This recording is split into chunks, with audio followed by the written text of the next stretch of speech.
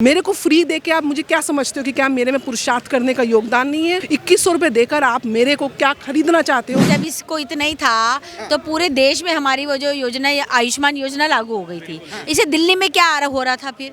दिल्ली में क्यों नहीं आप सोए हुए थे? दिल्ली पिछले 10 साल से दिवालिया हो चुकी है और दोबारा से केजरीवाल आए तो ये दिवालियापन दिल्ली को कहीं का भी नहीं छोड़े। सिर्फ केजरीवाल ने दिल्ली को बर्बाद कर दिया, नपुंसक बना दिया। शिखंडी की ओट में छुपकर ब्रह्मास्त्र ये चला रहे, ठीक है, और रावण की तरह छुप करके ये चीर हरण करवा रहे हैं। बिल्कुल दिल्ली से केजरीवाल को सफाया कर दो। अगर तुमने अपनी माँ का दूध पिया है तो कांग्रेस हमें 2-4 भटके देती थी ना, हम तब भी सह लेते। इसने तो पागल गंद मचा दिया, इसने तो बिल्कुल ही खत्म कर दिया मामला। दिल्ली की जो इस समय हालत है, दिल्ली 7000 करोड़ से ऊपर फिस्कल डेफिसिट के अंदर चला गया है और 2019 में खुद केजरीवाल सरकार ने केंद्र सरकार से 10,000 करोड़ के ऊपर का एक लोन मांगा था। 70-75 हज़ार रुपये के आसपास दिल्ली का जो जल बोर्ड है वो घाटे पे जा रहा है, डीटीसी घाटे पे जा रही है। जिस प्रकार से मुफ्त की राजनीति को अफीम की तरह दिल्ली की जनता को चटाने का प्रयास किया गया और केजरीवाल की नैतिकता तो वहाँ पे सवाल खड़ा करती है। आज बाबा साहब अम्बेडकर की बात करते हैं।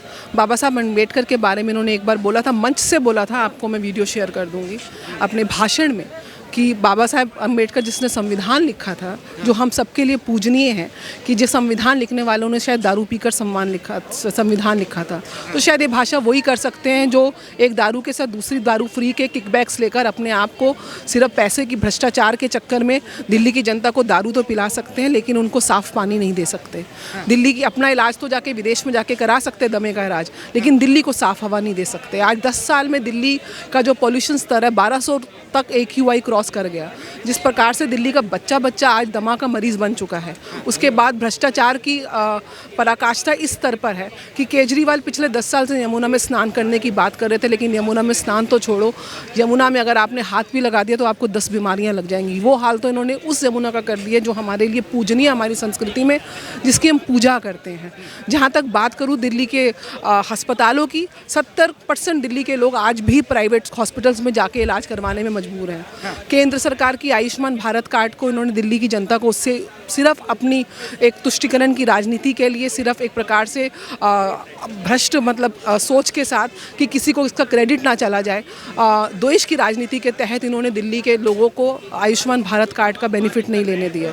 तो ओवरऑल अगर आप केजरीवाल के मॉडल को देखें, जो लोकपाल लाएंगे अन्ना जी की टोपी पहन के जो यहाँ पे आंदोलन के साथ भ्रष्टाचार के अगेंस्ट खड़े हुए, आज उनके इतने नेता, इतने मंत्री, इतने विधायक सब भ्रष्टाचार में उनके हाथ लिप्त हैं। और किस प्रकार से इन्होंने दावा किया कि मैं कोई पद नहीं लूँगा, लेकिन बैठे भी तो सर्वोच्च पद पे, और उसके बाद भी क्योंकि IT इंजीनियर हैं, समझदार हैं, इसलिए कोई पोर्टफोलियो अपने पास नहीं लिया, कोई सिग्नेचर नहीं ली, अपने मंत्रियों के द्वारा भ्रष्टाचार किया। और उसके आवाज़ में जिस समय दिल्ली में त्राहिमाम हो रहा था, जिस समय कोविड की दूसरी लहर जा रही थी, ऑक्सीजन से लोग मर रहे थे, उस समय केजरीवाल साहब अपना भ्रष्टाचार का शीश महल बना रहे थे।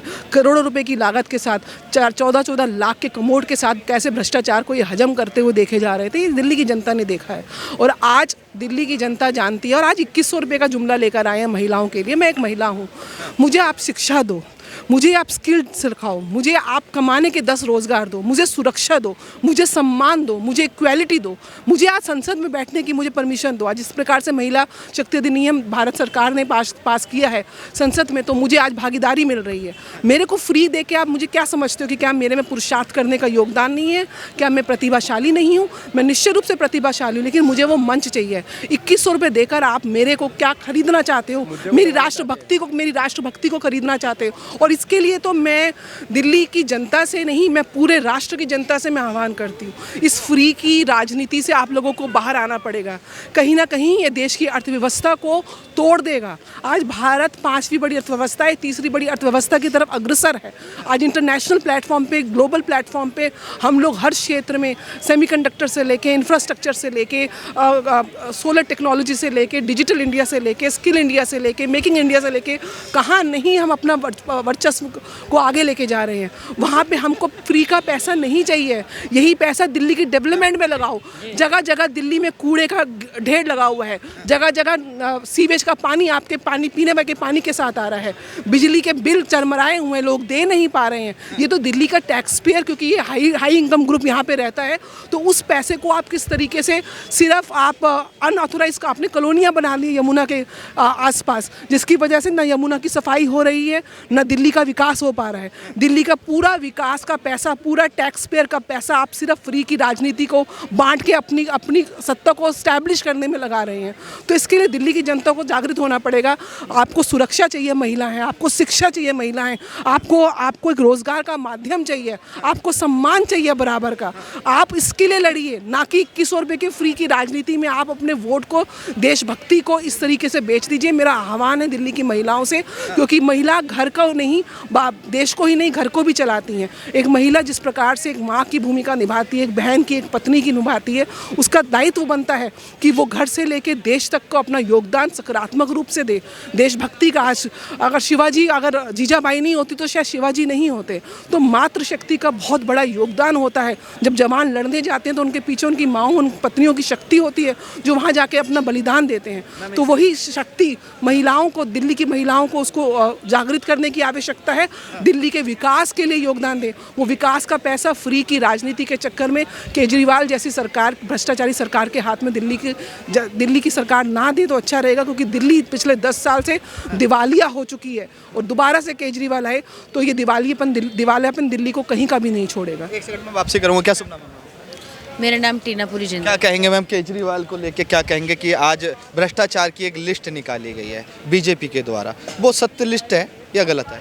जी बिल्कुल है, प्रत्यक्ष को प्रमाण की आवश्यकता नहीं होती। आपको भी पता है, जब पूरा कोविड में सब हाहाकार कर रहे थे दवाइयों के लिए, बेड के लिए, वो अपना शीश महल बना रहा था, कितने करोड़ रुपए उसने लगाए। और जब उसको शादी में जाना होता है तो एक वो सादी सी कमीज होती है जो उनका ड्रेसअप मैं बता रही हूँ, एक खाली कमीज रहेगी, एक खाली नॉर्मल पैंट रहेगी और एक जूता रहेगा।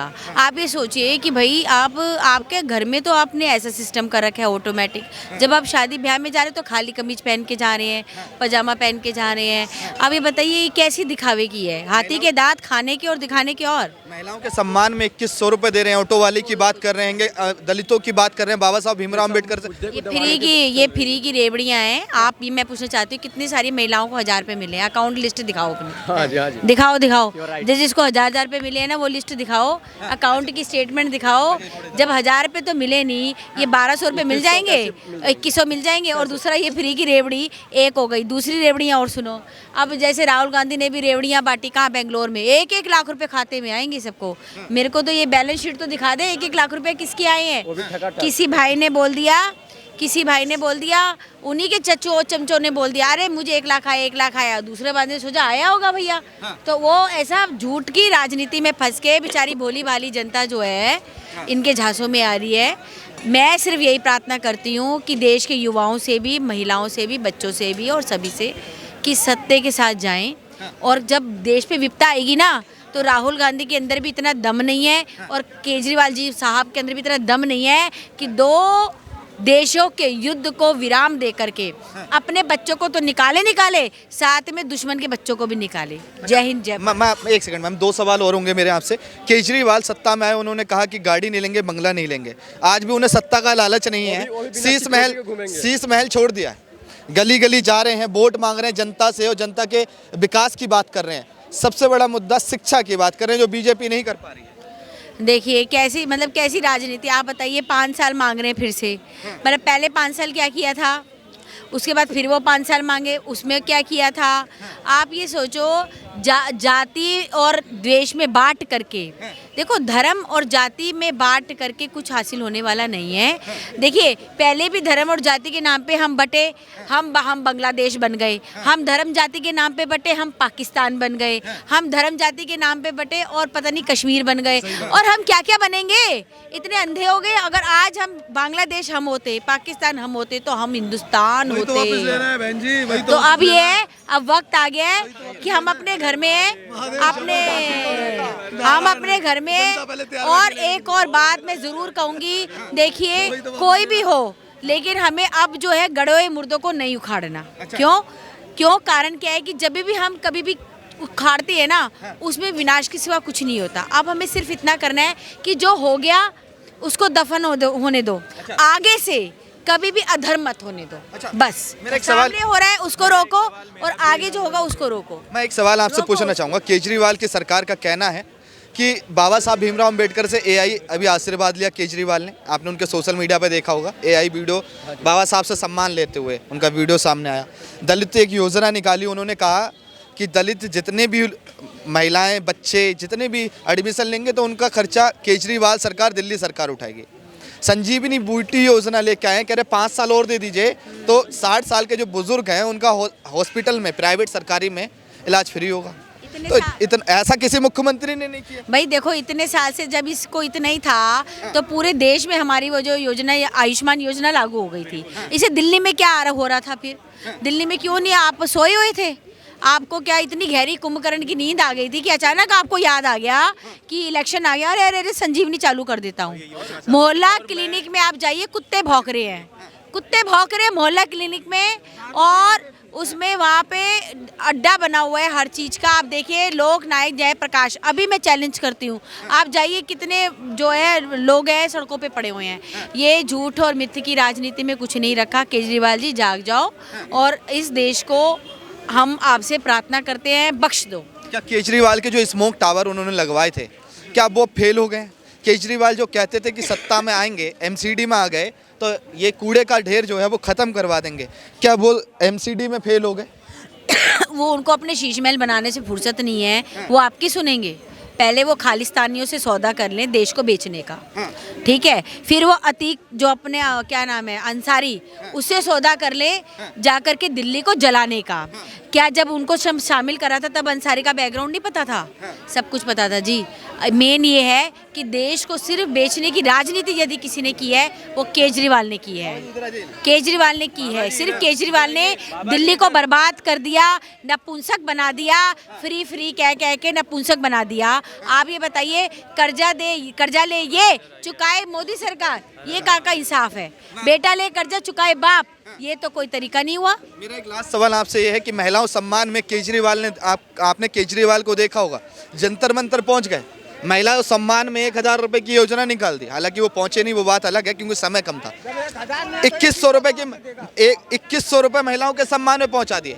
हालांकि ये बात भी अलग है कि उनके घर में महिला सांसद का भाई दिल्ली सरकार का टोटल बजट आप देखो कितना है, और सरकार में दिल्ली की जो आबादी है महिलाओं की वो तो 1 करोड़ से ऊपर है, ठीक है? तो उसने उतना 1000 करोड़ से ऊपर है, लेकिन इनके जो बजट है और जो महिलाओं की जो संख्या है वो तो ज्यादा है और सरकार का बजट कम है, तो ये महिला को 2100 रुपए कहाँ से देगा? झूठे बातें हैं, बिल्कुल झूठे वादे हैं। मैं आपसे जानना चाहूंगा, क्या महिलाओं का सम्मान करते हैं? क्योंकि उनकी ही राज्यसभा सांसद के साथ शीश महल में जो हुआ, क्या वो महिलाओं का सम्मान था? ऐसा है कि शिखंडी की ओट में छुपकर ब्रह्मास्त्र ये चला रहे, ठीक है? और रावण की तरह छुप करके ये चीर हरण करवा रहे हैं, अपहरण करवा रहे हैं। तो भाई इनसे ज़्यादा भ्रष्ट व्यक्ति, मैं आपको अपना ही खुद का एक्सपीरियंस बता देती हूँ। आज से 12 साल पहले जब पार्टी बनी थी, अन्ना हजारे जी हमारे रोल मॉडल थे, उसमें किरण बेदी जी थी। जब किरण बेदी जी बाहर हो गई, भरत भूषण जी बाहर हो गए, अन्ना हजारे जी बाहर हो गए, तो मैं समझ गई कि ये भ्रष्ट की ही सिर्फ राजनीति रहेगी। वो दिन और आज का दिन केजरीवाल जी को मेरा बिल्कुल भी नमस्कार नहीं है, और ना मैं ऐसी व्यक्ति और ऐसी पार्टी को अपने जीवन में कभी देखना चाहूंगी। एक मेरा लास्ट सवाल आपसे दोबारा होगा, इस्तेमाल करें बस। मेरा एक लास्ट सवाल आपसे ये है, क्या केजरीवाल ने जो कहा था कि जहाँ झुग्गी वहीं दुकान, जहाँ पटरी वहीं जहाँ झोपड़ी वहीं पक्का मकान, जहाँ पटरी वहीं दुकान, क्या वो नारा पूरा हुआ? क्या पक्के घर बने? क्या पटरी की दुकान पक्की दुकान बनी? क्या सीसीटीवी कैमरा हर जगह लग पाया? लोगों के घर शराब की बोतलें भिजाई गई हैं, और तो और पिंक शाला बनाई गई है, जिससे कि जो लाइन है ना मर्दों की वो कम हो जाए और औरतें लाइन में लगे तो पिंक शाला से मधुशाला जल्दी मिल जाए। मतलब कितना गंदा स्तर है, कितनी नीचे गिर गया है केजरीवाल। अब औरतें शराब लेने जाएंगी, पिंक लाइन अलग लगेगी, पिंक मधुशाले अलग खुलेंगे। ये बताओ कितनी गंदी राजनीति है। फ्री की दवाइयाँ नहीं पहुँची, सिलेंडर नहीं पहुँचे, कुछ नहीं पहुँचा, शराब पहुँच गई। तो इसको जो है बिल्कुल दिल्ली से केजरीवाल को सफाया कर दो अगर तुमने अपनी माँ का दूध पिया है तो, और तुम इंसान हो तो इसको सफाया कर दो, साले को हटा दो। हम कांग्रेस हमें 2-4 भटके देती थी ना, हम तब भी सह लेते। इसने तो पागल गंद मचा दिया, इसने तो बिल्कुल ही खत्म कर दिया मामला और जात बिरादरी में बांट दिया। बिल्कुल इसको खत्म करो, को यहाँ से निकालो। सिसोदिया तो कहते थे ये शराब नीति देश के काम आ सकती है, शिक्षा के काम आ सकती है, रोजगार के काम आ एक सकती है। तरफ शराब बेचो, एक तरफ तुम फ्री के पैसे दो। तुम्हें अपाहिज बना दिया है। देखो फ्री का लोगे ना, अपाहिज बन जाओगे, काम ही नहीं करोगे।